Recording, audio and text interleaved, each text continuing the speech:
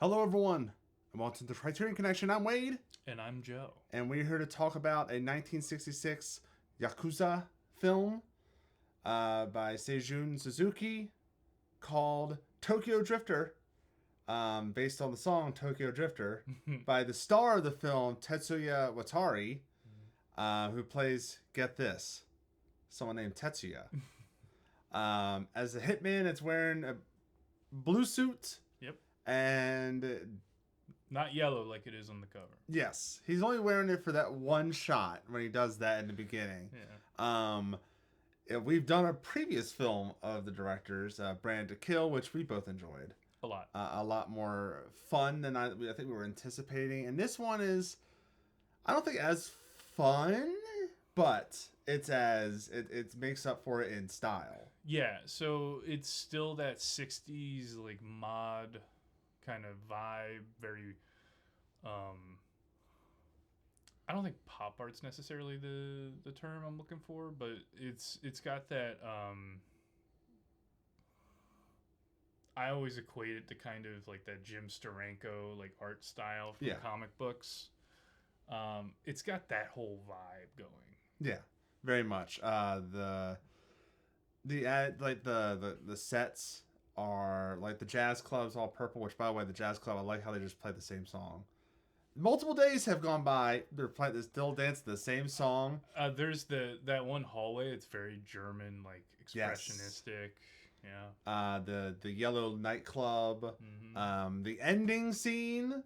Yeah. Like there's a lot of like color pops in this. He's very good with like color and interesting kind of settings and camera setups for his work. And doing the research for this, I read that like the reason why the cameras are moving like that is because of budget. They could not have a lot of connecting shots between fights, so they use creative camera movements and also creative editing to depict the fights. Mm-hmm. And there's what I like about the fights are they're all very different in environment. Like there's one where like in the snow. There's one where it's like kind of like an old feudal Japan. Like they have like the swords and stuff like that storming in there. The ending with the big white arts like art installation stage. Yeah, very stagey. There's also the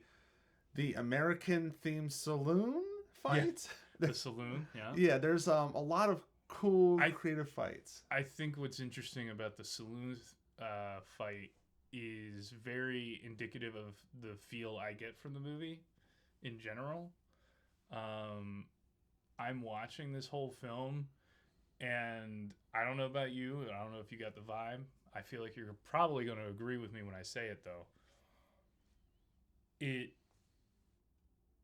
It's basically a neo-Western.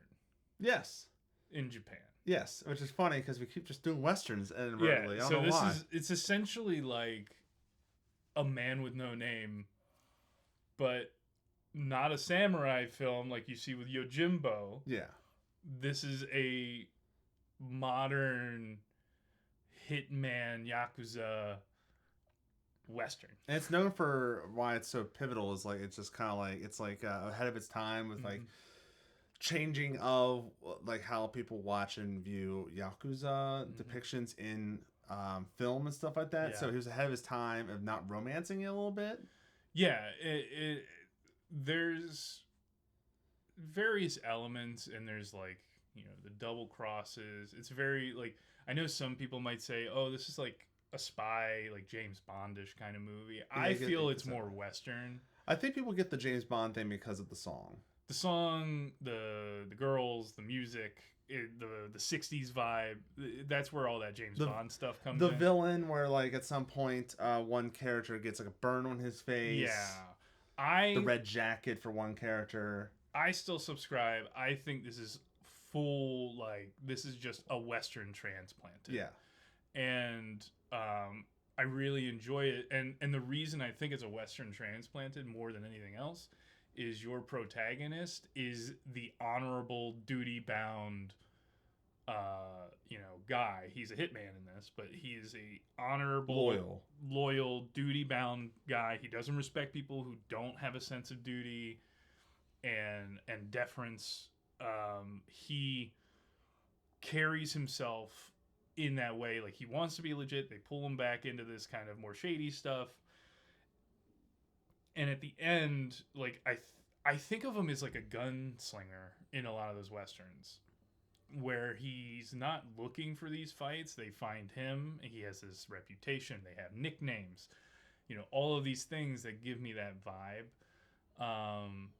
And it's interesting to see like all the duels and the fights and everything that happens. And that's why I think it's really interesting they have that Western saloon themed bar and it have the giant fight. I go, okay, for me, that was confirmation. We're watching a new take on a Western. 100%. Another scene that's very Westerny is the train. Yep. That's very Western feel to it. Yeah, I mean, I will say the film is, at times it can be hard to follow what's going on because it's kind of breakneck with like, we're jumping to a new scene, to a new scenario, new everything. It not quite like Police Story. No. But it is this in media res beginning, like you're kind of just tossed in and you're just picking up everything as you go. There isn't a lot of like setup. There isn't a lot like, this is your good guy, this is your bad guy, like this is how we introduce everybody. It's just all at once, like, oh, we're about to screw over this guy who used to be a Yakuza gang leader who's now gone legit, and it's just like, we're going. You're along for the ride or you're not. And it even starts with like a black and white scene. Yeah. Like completely black and white. I'm like, I thought this was full of color, and then like you look, then like the first shot in the color is like the yellow jacket that's on the cover of like the Criterion edition. Yeah. I mean, it's good performances from everyone. The song will get in your head. Tokyo Drifter song will get in your head. And that's another thing. Just this whole, like, that musical element coming from the character himself. It's like a motif of his. That's how people know him. I'm like, it's Western. Yeah. You have the guys he whistles in Westerns where they whistle and they whistle the tune. You think of like, I can even go back to not quite full Western, but like Night of the Hunter with the song and the whistling. And it's just like you understand, and it's like very much drilling in your head, kind of when you hear it, Yeah. And it's also a way to tell where he is in the story. Especially at the end where it's like the flower, I forget what they said, but like flower is a dream, now the dream is over, or something like that. Like you see how he is throughout the whole film via the song. If you're like kind of lost in what's going on, the song is very much like what connects everything kind of together. Yeah. It's a shame, not to spoil anything, it's a shame the ending happens the way it does. Yes. It did not match what I expected to happen. So it's an interesting subversion there. But other than that, like, I think this is beat for beat, full on kind of Western, and I enjoyed it. I didn't enjoy it as much as I enjoyed Branded to Kill. Yes, but I do really like this, and as with Branded to Kill, I'm still very interested in watching more of Suzuki's films and seeing what else he brought to the table and what other themes he explores and like things that he does. So this one was on my to-watch list for a long time as well.